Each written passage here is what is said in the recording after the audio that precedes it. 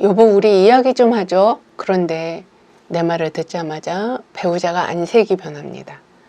갑자기 TV를 켜거나 방으로 들어가 버립니다. 어떨 땐 벽에다가 말하는 기분이 들기도 하고요. 배우자 앞에서 이야기해도 마치 혼잣말을 하는 것처럼 되기도 합니다. 나는 지금 누구에게 말을 하는 걸까요? 많은 부부가 우리는 대화가 안 돼요. 말을 하려고 하면 항상 싸움이 돼요. 뭐 이런 이야기들을 합니다. 표면적인 갈등의 이유는 분명해 보여요. 피곤하거나 기분이 나쁘거나 말투가 서로 안 좋거나 아니면 술 약속이 많거나 하지만 그건 드러난 현상일 뿐입니다. 가족 세우기에서는 현상 너머를 봅니다. 한번 이렇게 물어볼게요. 지금 대화하고 싶은 사람이 배우자인가? 아니면 배우자에게서 내가 상상하는 친절하고 좋은 부모를 기대하는 건 아닌가? 우리가 반복적으로 요구하는 대화, 그건 커뮤니케이션 기술의 문제가 아닙니다. 가만히 돌아보면 어릴 때도 그런 장면들이 있었을 거예요. 엄마는 늘 바빴고 아빠는 늘 무뚝뚝했고 아무도 나의 이야기를 들어주지 않았을 수도 있습니다. 그래서 습관적으로 혼자 말하고 혼자 결론 내고 혼자 슬퍼했습니다. 그리고 지금의 이 배우자를 만난 거죠. 아마도 기대를 했을 수도 있어요. 이 사람은 친절한 부모님처럼 내 말을 잘 들어줄 거예요. 이 사람은 내 편이 되어줄 거예요. 연애할 때는 아마 그랬을 거예요. 그러니까 그런 것들을 기대했겠죠. 근데 결혼하면 그게 아니라는 것을 알 수가 있죠. 배우자는 그냥 남녀 관계이죠. 부모를 대신해 줄 수 없습니다. 근데 나의 패턴이 있다 보니까 내 패턴에 맞춰서 배우자의 패턴도 만들어지게 되잖아요. 그래서 마치 우리 부모님처럼 배우자가 행동할 수도 있어요. 그래서 내가 무슨 말을 하면 침묵하든지 회피하든지 이거는 과거의 일이 반복되고 있다는 것을 알 수가 있습니다. 상대방도 마찬가지입니다. 그도 이렇게 말하진 않았지만 이렇게 느낍니다. 아유, 또 시작이네. 또 나를 몰아붙이네. 제발 날 좀 가만히 두면 안 되겠냐? 이렇게. 어쩌면 배우자도 그런 말이나 그런 환경 속에서 자랐을지 모릅니다. 너 왜 이렇게 못하냐? 너 때문에 내가 얼마나 힘든 줄 아니? 그는 그때 그 자리를 떠나지 못한 채 지금도 부모님 앞에 서 있는 어린아이처럼 배우자하고 관계에서 그걸 반복할 수도 있습니다. 내면에서는 도망치고 또 도망치죠. 그게 어떤 침묵이나 TV를 켜는 거나 방으로 들어가는 거나 이런 걸로 나타날 수도 있습니다. 하지만 이런 것들은 배우자를 미워하거나 그래서 이런 일이 일어나는 건 아니죠. 이거는 부모님에 대한 어떤 관계의 원형, 부모님하고의 그 관계가 지금 배우자한테로 그대로 관계 패턴이 전이된 상태입니다. 버트 헬링거는 첫 번째 사랑의 고리가 완성돼야 그 다음의 사랑을 완성할 수 있다고 했습니다. 첫 번째 고리는 부모와의 관계입니다.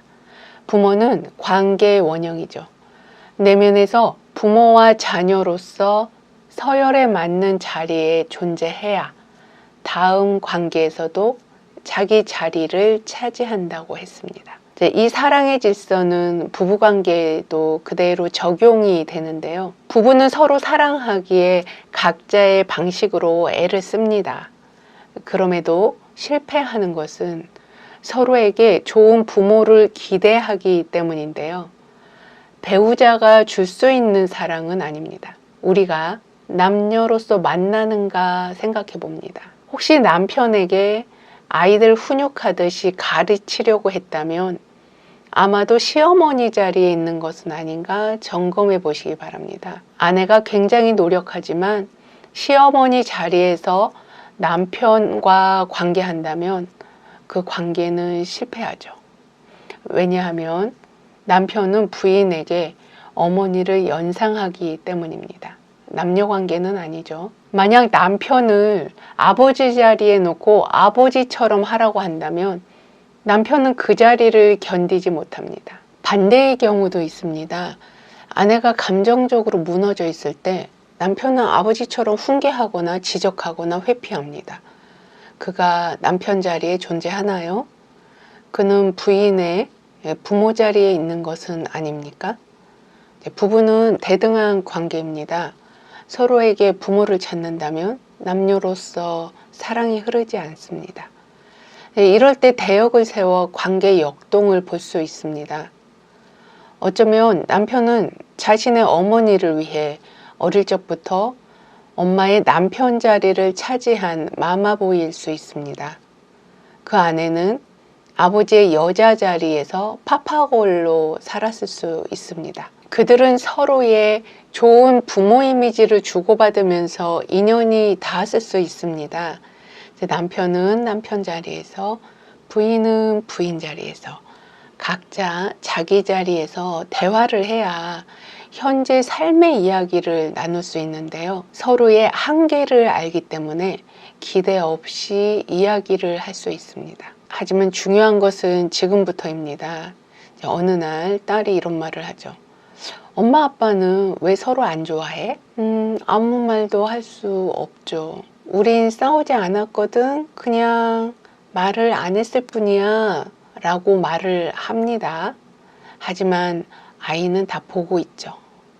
침묵과 긴장과 그런 감정의 기류, 공기가 싸늘한 집안의 풍경, 이런 모든 것이 이 부부가 해결되지 않은 미해결 과제를 갖고 살아간다는 것을 아이도 고스란히 무의식에 저장을 합니다. 많은 사람들은 이렇게 말하죠. 애 앞에선 싸우면 안 돼요. 그리고 실제 싸우지 않아요. 어른 일은 어른 문제고 아이는 몰라요. 이렇게 얘기는 하지만 아이들은 무의식적으로 정서적인 짐들을 가장 먼저, 가장 깊이 жил머집니다. 눈에 보이지 않는 고통이 아이의 몸과 마음에 새겨진다는 사실을 우리는 알아야 됩니다. 눈치를 보며 자란 아이들, 그런 아이들은 죄책감을 느끼면서 내가 뭔가 잘못해서 엄마가 화났을 거야. 아빠가 날 싫어하나 봐. 엄마 아버지가 사이가 안 좋은 건 내가 뭔가 잘못해서 그럴 거야. 그러면서 죄책감에 시달립니다. 지금 여러분이 겪고 있는 이 관계 패턴, 이 갈등, 이 침묵, 무력감, 이런 것들이 내 자녀의 결혼 생활에서도 반복될 수 있다는 걸 아십니까? 이제 감정은 유전되지 않지만 감정에 반응하는 방식은 대물림됩니다. 이제 말보다 강력한 건 모델링이잖아요. 이제 아이는 말보다 분위기를, 설명보다 감정적인 에너지 패턴을 배웁니다. 미국의 플로리다 대학의 멀리건 박사 연구팀이 전쟁을 겪은 부모 세대의 PTSD가 자녀의 DNA에 영향을 미친다는 사실을 밝혔습니다. 이것은 단지 감정의 전달이 아니라 세포 차원에서 기억으로 전달이 된다는 건데요. 정서폭력, 지속적인 무시, 불안정의탁 등은 아동기의 뇌발달과 스트레스 반응계를 구조적으로 바꿔놓습니다. 자주 싸우는 집의 아이는 작은 소리에도 깜짝 놀랍니다. 침묵하는 집의 아이는 감정 표현하는데 두려움을 갖습니다. 이런 아이가 커서 결혼을 하면 나는 왜 이렇게 감정 표현을 못하지? 왜 나는 말만 꺼내면 이렇게 화를 낼까? 이런 낯익은 패턴 속에 다시 고통을 받게 됩니다. 가족 세우기에서는 이제 이런 이야기들을 하는데요. 아이의 문제를 들여다보면 그 뒤에 이제 부모의 문제가 보입니다. 실제로 가족 세우기 역동에서 그것이 그대로 드러납니다.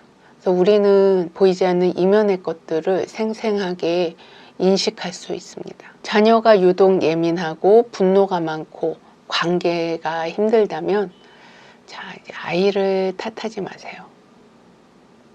아이는 부모의 미해결 과제, 그런 삶의 짐들을 대신 지고 있을 가능성이 있습니다. 헬링거 선생님이 그런 말을 했어요.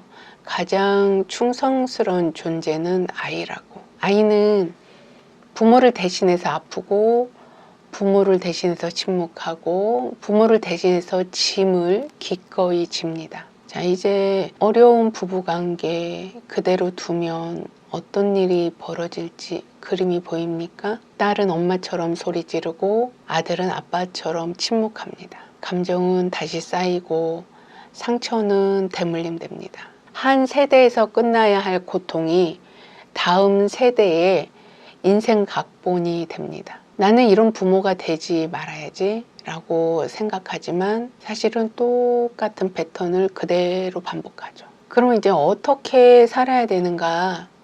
우리는 관계의 책임을 인식합니다. 문제는 부부의 갈등 이면에 각자가 해결해야 할 미해결 과제를 자기 원가족에서 가지고 와서 부부관계 갈등으로 드러내고 있다는 것을 우리가 알아야 됩니다. 그 갈등을 감추고 회피하고 외면하는 태도는 항상 내면에 뭔가 사건을 만들어내는 그런 걸 품고 같이 살아가는 거예요. 언제 터질지 모릅니다. 가족 세우기는 그 뿌리를 보게 하고요.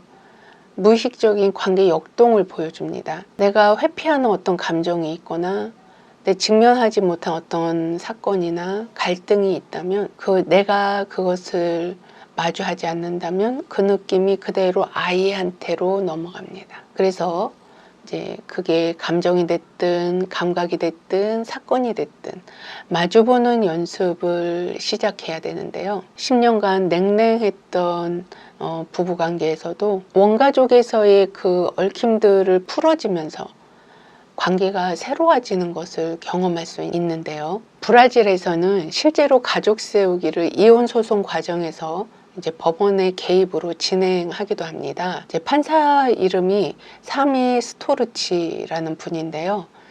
그는 브라질 바이아주에서 법정 갈등 중재 과정에 가족 세우기를 도입했습니다. 그 이유는 하나였는데요.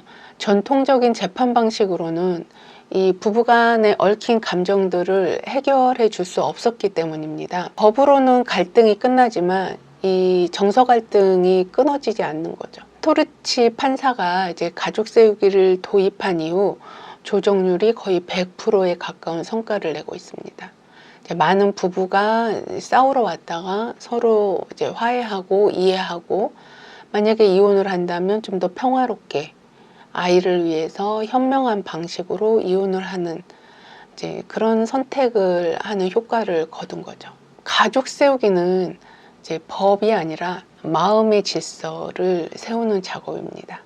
이제 법 질서는 헌법에 의거해서 진행이 되지만 마음의 질서는 이 사랑의 생명이 흐르는 그런 보편 세계관의 질서예요. 그래서 가족 시스템 전체를 봅니다. 그래서 부부 갈등이 각자의 원가족에서 왔다는 것을 알아차리고 그것을 풀어주고 다시 부부로 잘 살 수 있도록 지원하는 그런 방식을 선택하고 있습니다. 이것이 잘 되지 않으면은 사실 이 갈등은 자녀한테로 대물림됩니다. 아이들은 부모가 이제 말을 하지 않아도 압니다. 우리 다 그렇게 살았잖아요. 그래서 결국 우리의 풀리지 않는 갈등을 자녀가 대신 풀게 되는 거죠. 자녀는 또 자기 삶을 살지 못하고 부모의 삶을 또 반복합니다. 우리가 우리 삶에서 남녀로서 부부가 관계를 하고 아이는 경계가 분명한 자녀 자리에서 자기 삶을 살게 그렇게 둘 때 우리는 각자 자기 안에 있는 무한한 가능성과 창조성을 쓰면서 살 수 있습니다. 훨씬 삶이 자유로워지는 거죠. 지금 할 수 있는 이 작은 움직임, 아이한테 자유를 주는 움직임이고 그리고 부부 간에서도 각자 자신의 삶이 또 따로 있잖아요. 그래서 각자 자기 삶에서도 자유로워지고 그러면서 부부 관계가 거기서 원활하게 지낼 수 있는 그래서 우리 애들한테는 좀 좋은 것이 내려가게 할 수 있는 그런 삶의 지혜를 알아보시기 바랍니다. 시청해 주셔서 감사합니다.